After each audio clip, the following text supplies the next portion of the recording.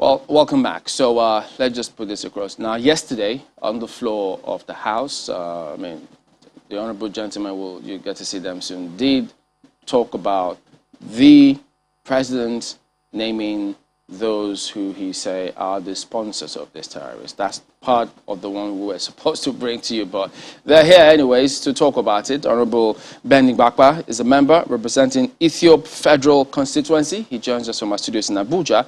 We also have Amasajo, former Commissioner for Information in Adamawa State, both of them. Gentlemen, good morning and thank you for joining us on the program today. Yeah, good morning. How are you, my dear brother? Well, we're doing good here. So, okay, well, let's start off with you, Honorable Igbakpa. I'm sure you'll get to see him soon. That particular, so he's to set the scene in terms of what transpired. So, you've heard those comments concerning how these things are playing themselves out, and the request by the House, which a member did speak about. Is that, how would you situate these circumstances at the moment? Well, thank you very much. I think I am very passionate about issues that have to do with security, and I will tell you why. Like you said in your earlier analysis, unless we get security right, we would not get every other thing right. We would not get our economy right. We would not get our democracy right, because the electoral system is premised on the fact that people are safe enough to go out and vote. So getting control on the security situation is key to getting control on whatever we're doing. And unfortunately for us, and this is where it really matters most for me, unfortunately for us, when non-state actors now break the monopoly of the state for control of instrument of coercion and instrument of violence, it becomes a very difficult situation for our country. And this is what we are facing. I have listened to the president saying that some highly placed persons are behind what is happening. It's not new to very, very many of us. I don't know if you noticed that there was a video that was trending quite some time ago on the social media of bandits who were celebrating whatever it was they were celebrating. There were three categories of people there. I could identify them very clearly. One group had military fatigue, they were carrying guns and they were shooting in the air. One group was in mufti but looking very wretched and hopeless kind of. Then another group had people who were neatly dressed with embroidered agbada, and some of them with neatly ironed cloth. That is the situation we are in. That is the interpretation of the situation we are in. Those who are in military fatigue carrying guns are the real combatants. Those who are looking wretched and hopeless, they are the informants. They live with us. They perform certain menial jobs within our communities, but they are the intelligence wing of the system. And then those you see with neatly embroidered agbada and looking very good, and they are either the godfathers or the representative of the godfathers. They are the ones that facilitate funding, laundering of money, provision of supplies. So we already have, they already have a nexus within themselves, and they are expanding that nexus, you know, to make terror itself a vocation in this country. And to that extent, I think beyond just saying we identify this, we expect that the system should, we must commend the government if they identify some of the sponsors of these activities, but we expect them to go further to say A, B, and C are the sponsors, and this is the evidence we have, and we're taking them to court because it's the court that will finally pronounce them guilty of what we're accusing them of doing. That is on one side. On the other side, you know, the president also spoke about bring in Honorable Igbakpa at this time to just give us that perspective of what transpired yesterday on the floor of the House. So, Honorable Igbakpa, good morning, and thank you for joining us. On the floor of the House. Hold on a minute, hold on. Honorable Igbakpa, so tell us, what transpired yesterday?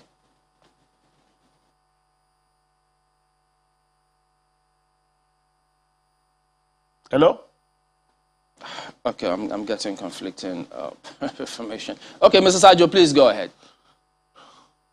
Yeah, okay. So what I am saying is that the president spoke about mitigating those factors or eliminating those factors that make the insecurity or the terrorism activities or the insurgency or the banditry activities very lucrative. And one of those things is that honestly we must return our humanity to ourselves. We must begin to be compassionate to ourselves. So many people are hopeless and despondent, and some are growing up as vagrants without family background, without family love, without family empathy, without family sympathy. Right, Mr. Sajo. And so they grow up.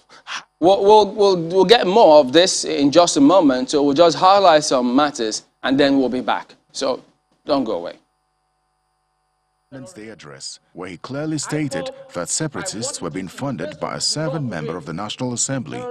Representative Igbakpa wants the president to mention a name. Mr. Speaker, it will amaze you what I face in the hands of Ghanaian officials. I got there, they kept me for about 4 hours that they're trying to confirm something. I stayed at the airport for 4 hours, missed the wedding that I went there for, and at the end of the day, one of them walked up to me and said, "Sir, we are sorry, because there's an announcement in Nigeria that a member of parliament is sponsoring terrorism. We are put on red alert to ensure that no member of parliament from Nigeria come here to hide or to cause trouble." In the meantime, a bill to regulate and capture the biodata of food vendors in Nigeria has scaled second reading in the House of Representatives. Sponsor of the bill, Abubakar Yunusa, says it will make for easy traceability of food poisoning, mishandling cases, and will help the country in the area of food security. Terry Ikumi, Channels Television News. All right, so you've heard those were some of the perspectives of Honorable Ben Igbakpa on the floor yesterday. Well, we do have him now, so he can just tell us what actually transpired. Good morning, and thank you for joining us on the program today. I'm saying that for the second or third time. So could you go ahead and put it in perspective for us? On the floor of the House, you were speaking about referring to the president's comments concerning those who are sponsoring terrorism. Tell us about that.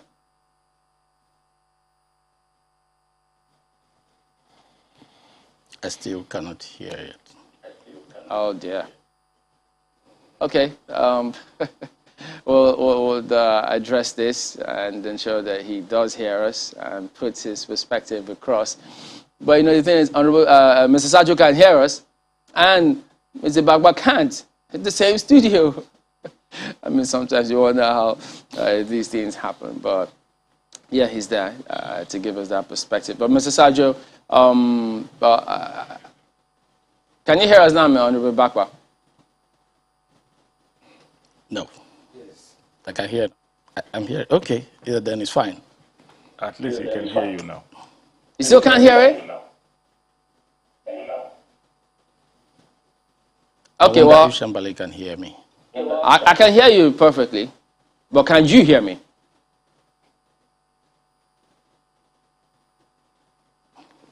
I can hear. He's gone off again. Okay, if you can hear me, just go ahead and tell us about the circumstance and the point you were making yesterday on the floor of the House. Thank you very much. Thank you, Shambali, and your crew there. Well, the point I was trying to make, first, I want Nigerians to know that a working parliament is not that parliament that is dagger-drawn with the executive arm of government. We are partners in progress for the interests of the country. And that is why the parliament has shown a lot of cooperation with the executive, which Mr. President attested to in his October 1st broadcast. But for the fact that we are cooperating doesn't mean that we should be the whooping boys at all times. Nobody seems to remember the fact that the leadership of the National Assembly, especially the House of Reps where I belong, has shown a lot of interest when it comes to striking lecturers, striking doctors. They go out of their way, which is not supposed to be their responsibilities. We set up our own COVID team. We donated when it was COVID times, salaries for some time. But every time the executive seem to be maligning the parliament, as if one arm of government is more superior than the other. So that's why when Mr. President said one of us, a serving member of the National Assembly, is sponsoring terrorism, because IPOB, whatever anybody wants to talk about it, in the eye of the law, as it is in Nigeria today, because of the fact that the government has gone to court to prescribe it and target a terrorist organization, is a terrorist organization. And for Mr. President to go on national and international television to say that one of us, it means that 469 members are being accused of sponsoring terrorism. And that is why, and I had my personal experience because of that broadcast. That's why I brought it up under matter of privilege to tell the House that in the spirit of cooperation, yes, we have a lot of issues in Nigeria that we don't want to overheat the polity, but ordinarily, we are entitled to certain provision of the Constitution, Section 88 and 89, to invite, so that possibly Mr. President can tell us what actually happened, why he has to name, why he's afraid to name whoever is sponsoring terrorism. Because if UAE, United Arab Emirates, is able to name Nigerians that are sponsoring, over the years, we'll be hearing, we know the sponsor for Boko Haram, and not to date, nobody has been named. So that's why I brought the issue that they should meet him so that he can name the person, prosecute the person, convict the person, and shame the person. Because the right thing to do as the father of the nation is to name whoever is bringing division to the country. Is to name whoever is bringing the country's name to the mud. Is to name whoever is responsible for what we are facing as a nation, that carrying the Nigerian passport has become a crime all over the world.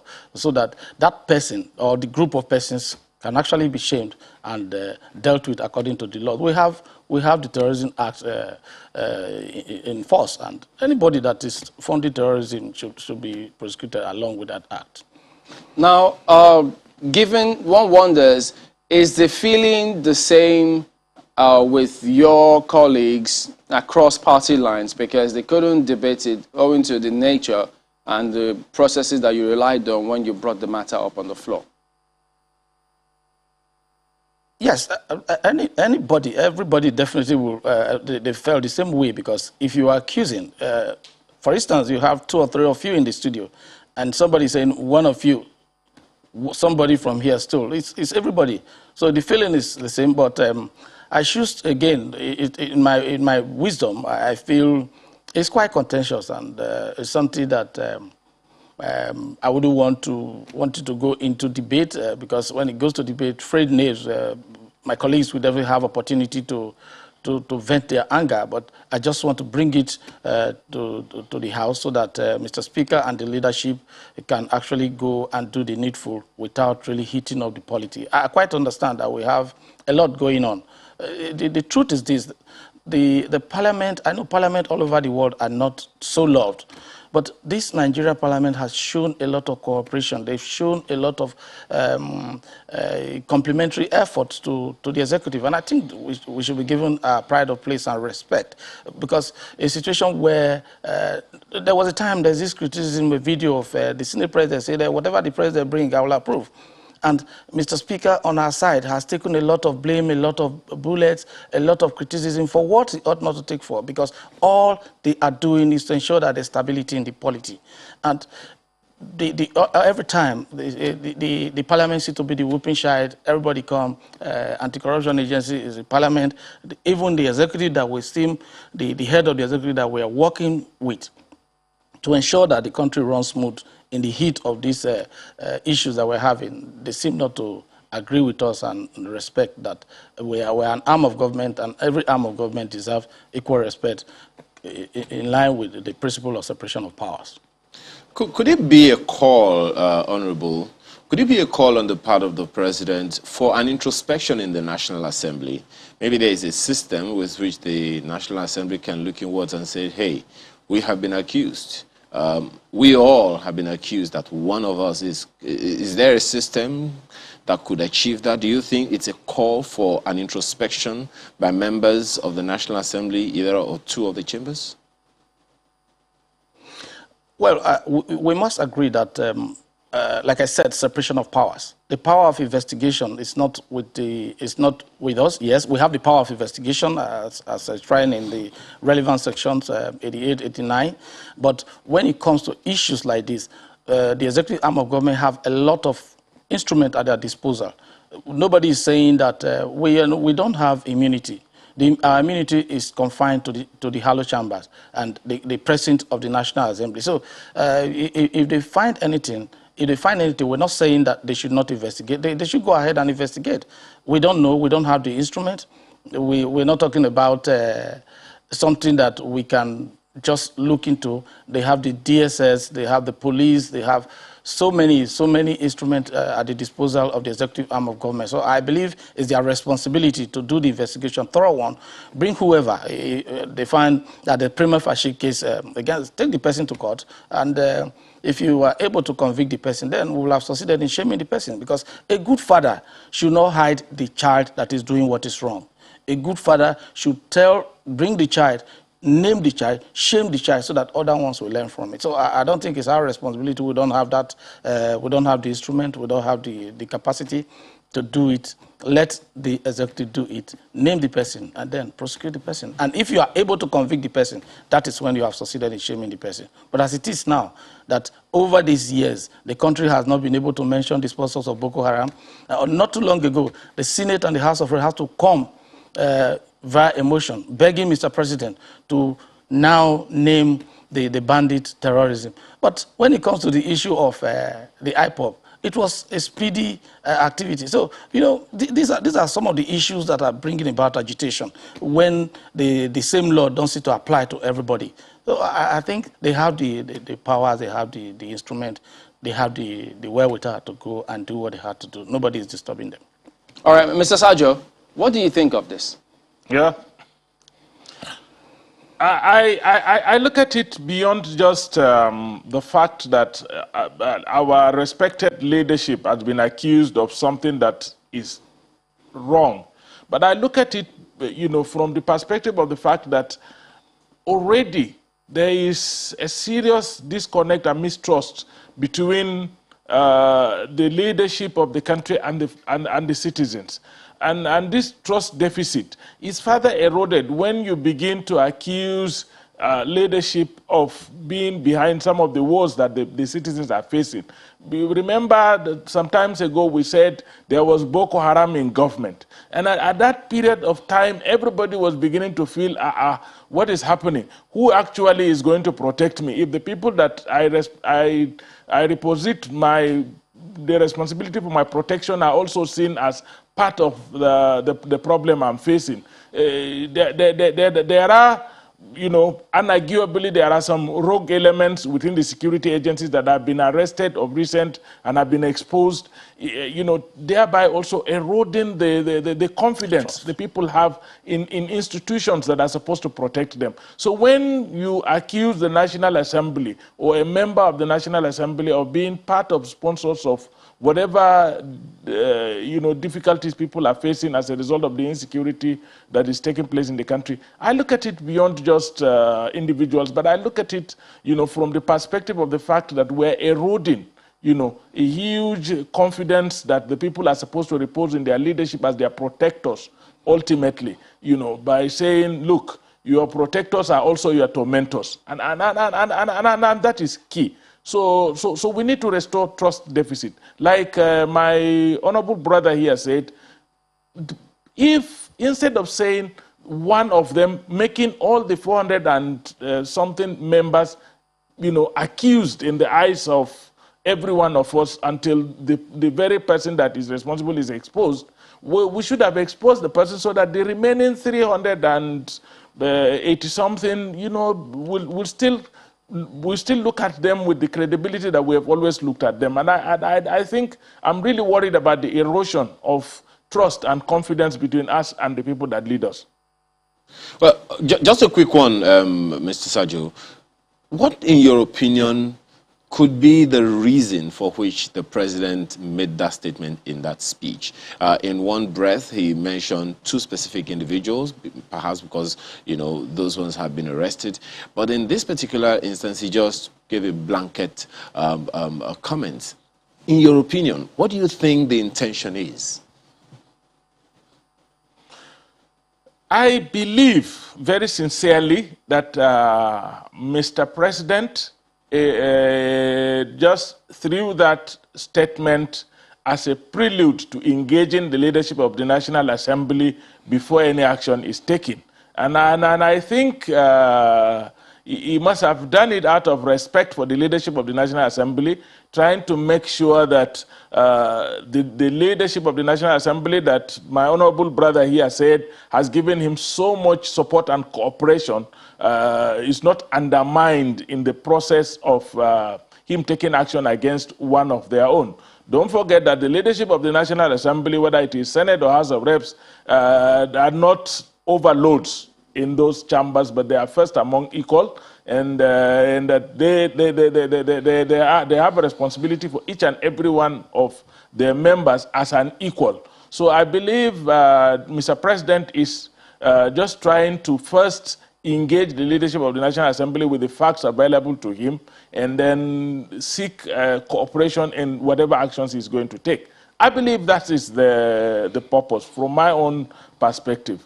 But I also reiterate the fact that in the larger picture is that we, the citizens of the Federal Republic of Nigeria, are already, getting agitated because we believe very sincerely that our leaders should be like Caesar's wives. They must be above board. And if our leaders are found not to be above board, it erodes our confidence in their capacity to provide us the guidance that we need. And that is the bigger picture.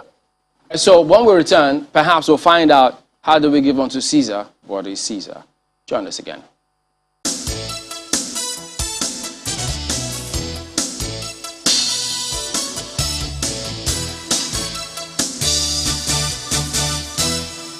Thanks for staying with us. Honorable, I'll ask you the same question I asked Mr. Sajo earlier. The speech contained that particular statement without mentioning any specific name. In your opinion, what could the intention be? Well, for me, as an insider and as a member of parliament, I believe it's just one of those ways of trying to discredit the parliament and our daddy here said, it's to erode the confidence. You remember that the House of Reps, in particular, had to come up with what we call the Green Chambers magazine, so that we can be talking our own stories. There were a lot of insinuation, a lot of fake news, a lot of assumption against the National Assembly, and the people talking about us don't really know what we're doing. So that's why the leadership, in their wisdom, decided to come up with our own quarterly magazine where we have to display our activities, including projects, what we're doing, the bills. So we've always been the whipping child, but I think it is time all arms of government respect their boundaries, know their rules, and perform their. So for me, I think Mr. President just want to, in their usual way, put the blame on us because he has all it takes. I remember there was a time a serving senator was arrested and charged to court. Nobody fought him. Nobody argued because that is his responsibility. He has the power of prosecution. And we've had opportunities to meet him. We were with him not too long ago before we went on annual vacation in the villa. So he can as well call the leadership and tell the leadership. He doesn't wait for October 1st, which is a broadcast that is monitored all over the world. I saw it on CNN, I saw it on BBC. And what kind of impression are you giving to the institution? You leave Nigeria, and I used to be a very proud, I leave this country each time I travel out, and I tell them I'm a member of parliament in Nigeria. But now you are telling them one of us is sponsoring terrorism. And when you enter, if you carry the green passport, and they say your occupation or whatever you're doing, you said you are a member of parliament, you are a prime suspect. And I just gave a little insight into my personal experience, even here at the back door. So I think it's just one of those ways they've been doing it. ICPC, everybody wants to do their whatever collection information data they have, they brandish it and they say the National Assembly. So everybody, and they've been able to sow that into the minds of the populace, the masses. So everybody sees, the moment you say, oh, you're a member of the House of Representatives or you're a senator, oh, there's this local balance, now they chop our money. So that is the kind of thing that we're facing as representative of people. The truth is this, the task of representation is very, very huge in Nigeria because the expectations are quite high. So when you're doing the bit you can do, I think people should appreciate it, and it's worse when another arm of government, who is supposed to be partners, is trying to just mess the whole system up with that kind of statement. So I disagree that Mr. President does not know what he was doing. It's intentional to berate the House and the, you also National heard Assembly in all. Yeah, you also heard Mr. Sajo say earlier that it's popular knowledge, so to speak, that many people believe that the sponsors of terrorism or acts of illegality in the country, fueling insecurity, they are not unknown to many people in top positions in government. You would recall a governor saying that, look, we know the people who fomented some of this trouble. Perhaps that is part of the illusion. So given that, is it in your opinion that the laws are weak or the enforcement of the law is weak in order to bring these people to book? One thing is this, the laws are not weak. It is the enforcement.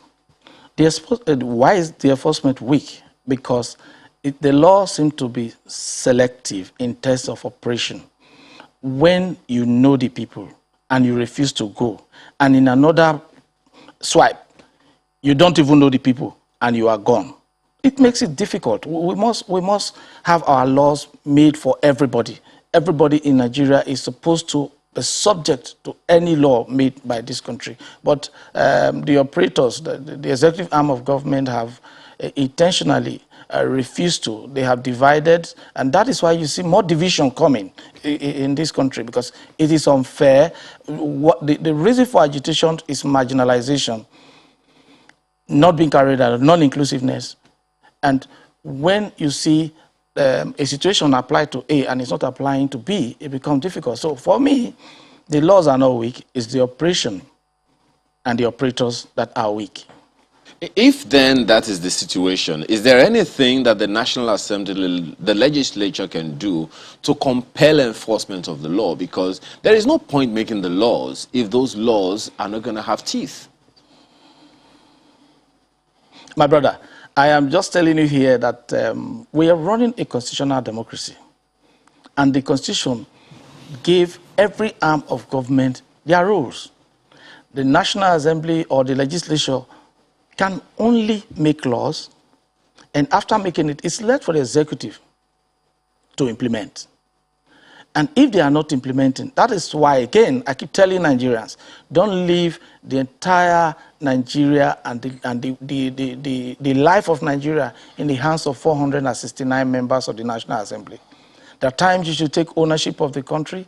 You should speak out when you see that the executive, when you see that the National Assembly is not doing what they ought to do. Speak out. When the executive is not doing what they are supposed to do, speak out. The world is now a global village. The social media has helped us. Yes, I have my issue with the application of some persons are now they use the social media, but I think it's one instrument that can really help to galvanize advocacy for what the people believe in. We can only do our bit as lawmakers, and the responsibilities are clear: lawmaking, oversight, and representation.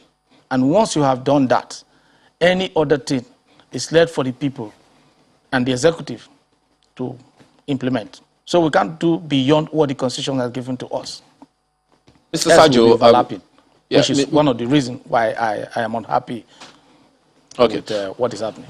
All right. Well, Mr. Sajo, from what experience Honorable Igbakpa has expressed, personal experience at that, that, for instance, the parliament in Ghana is on red alert. That could also be the experience or the position of many other, countries in the world. on the back of the president's statement that a member of the National Assembly, one out of 469 members of the National Assembly, is fueling terrorism in the country.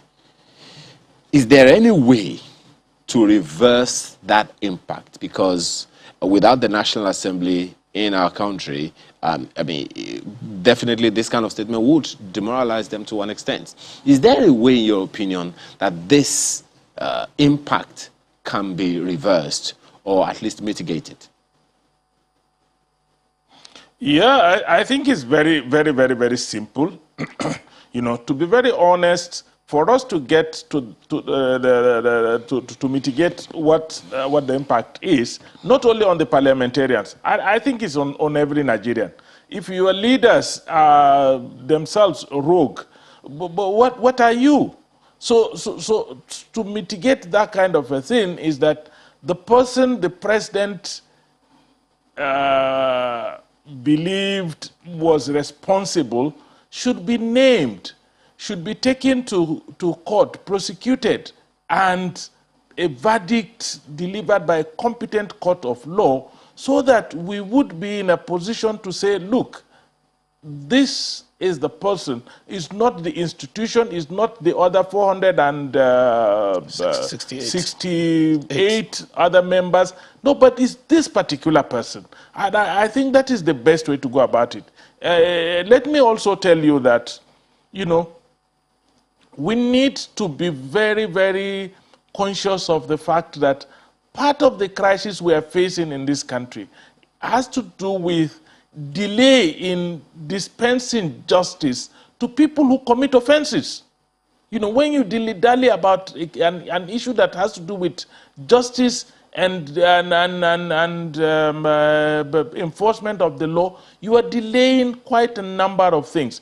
And like I said earlier, I'm repeating it, you are eroding confidence in the whole system. I think the best thing to do now is to say, is Honorable A, B, C, D, or Distinguished Senator C, D, E, F, and that this is what we have found about him, and then he is going to appear in court tomorrow, and then let the judiciary also speedily take actions, and so we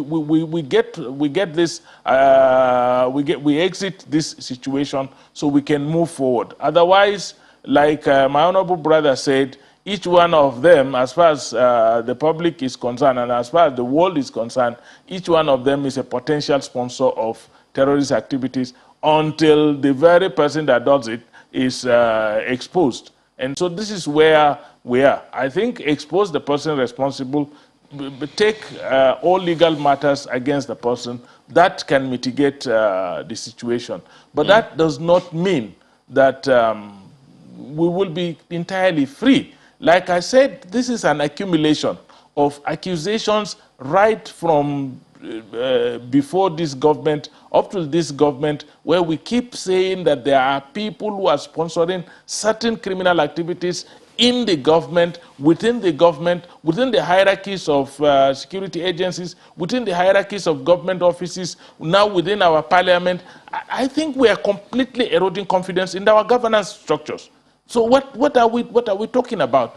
I think we should go beyond saying there are this, there are that, to naming the people, using legal means to extract a redress from the situation from those people. And once we are able to do that, we would restore some modicum of confidence in the system. One, we will restore confidence in the fact that the system is up and alive and can protect the people. Yeah. And two, we would be able to say the people that, among the people that we repose confidence in, there are some of them that have some rogue tendencies and that we are eliminating them one after the other.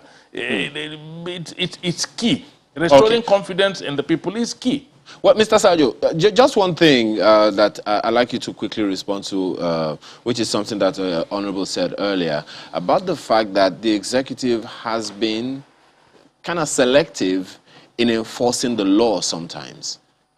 If you agree with him, what then could you be the problem? What sentiment could be at play that makes it look like certain laws apply to certain people and it doesn't apply to certain people?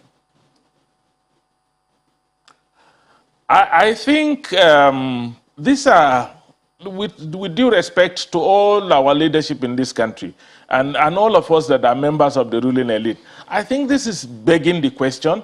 This is diverting attention from the real issues.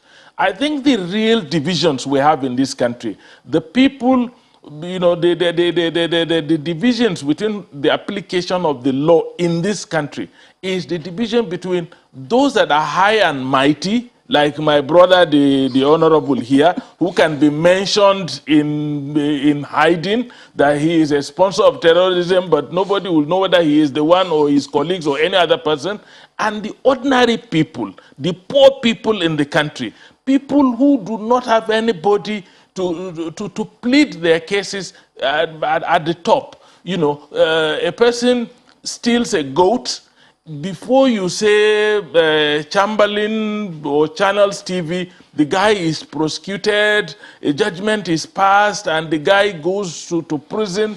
Then another person, you know, steals billions of naira, and the case takes about 10, 15, 20 years.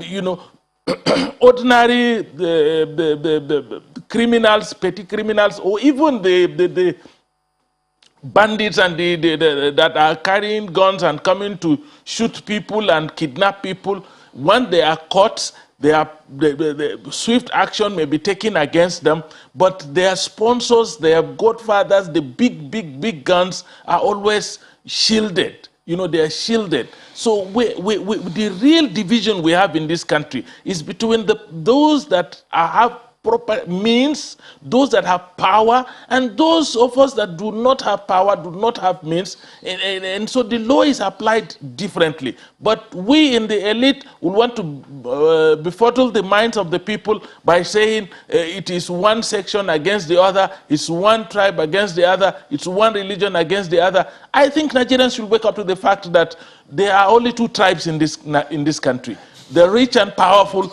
tribe, and the poor and despondent tribe. And it is the poor and despondent tribe that everybody, pardon me, we're winding down now. You know, discriminate against. Right, we're winding down. Let me ask Honorable Igbakpa in our concluding moments.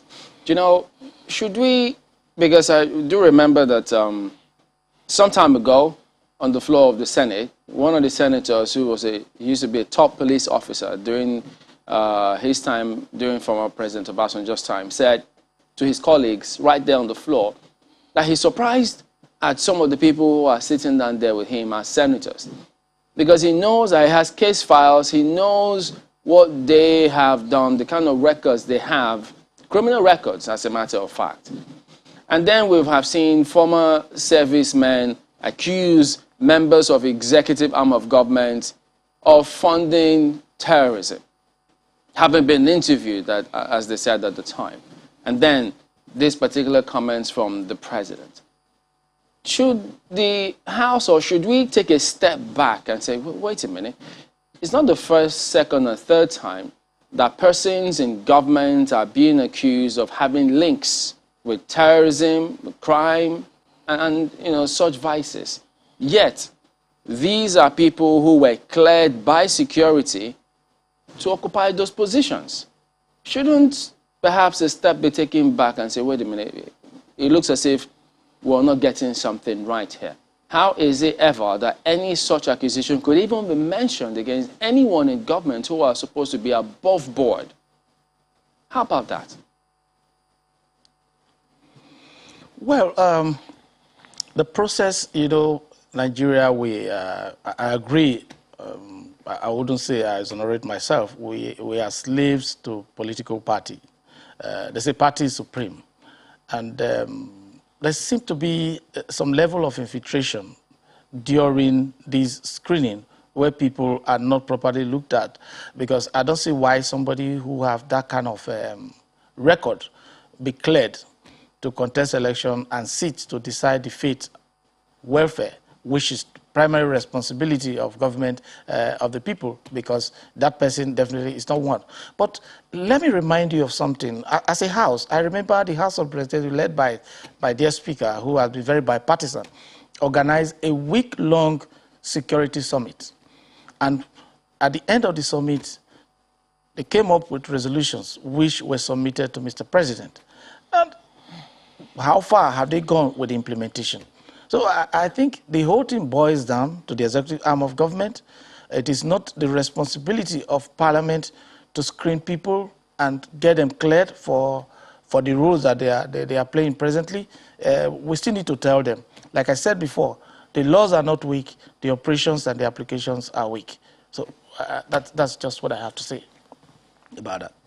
That point, Honorable Ben Igbakpa and Mr. Ahmed Sajo, thank you very much, both of you, for your time today. Thank you Thank very you for much. having us. We're grateful. God bless you all.